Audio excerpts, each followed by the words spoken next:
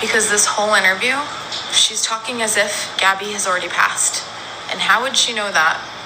Part 3, I'm talking about Rose Davis and her sketchy interview and why I think she knew something. Like I said in the other videos, she's talking about Gabby in the past tense. So I'm not sure how she knew that she was dead at this point, because this interview took place on September 17th and Gabby's body was found on the 19th, September 19th. Out every day, and it's kind of weird to say I met her on Bumble for Friends. People always laughed at us for that. But hey, glad she came into my life. And how was your friendship? What did you do? Well, our favorite thing was this ice cream shop that unfortunately I just found out yesterday closed down. But that was our first go-to, and then other than that, we were pretty like just chilling all the time, you know, just hanging out and talking, and she came everywhere with me. We joked around and said she was my what do we call her? Emotional service human.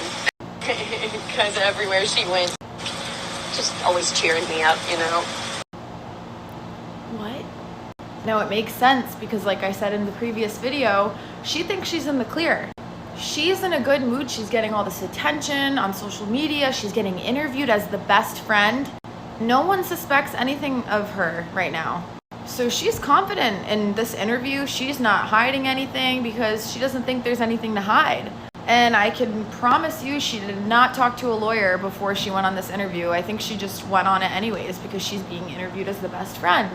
But she might not have realized that the FBI could have possibly set that up. They don't have a reason to question her. They don't have any evidence or any real reason to call her in for questioning. So what is the easiest thing to do? Call up a news source. She's clearly young and enjoying the attention, and get an interview and get it on the web, and it's present day before the body's found.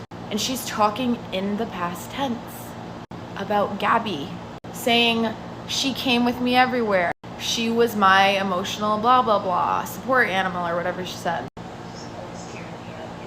I mean, everything's in the past tense, all of it.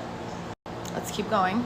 And how soon after you first met her did you cry? It was about the second time we hung out. I went over to her house, either second or third time, and he was hanging out there, and yeah, that's when I first met him. And what was their relationship? Or what is their relationship? On the outside, he's very charismatic, so it seems very loving, and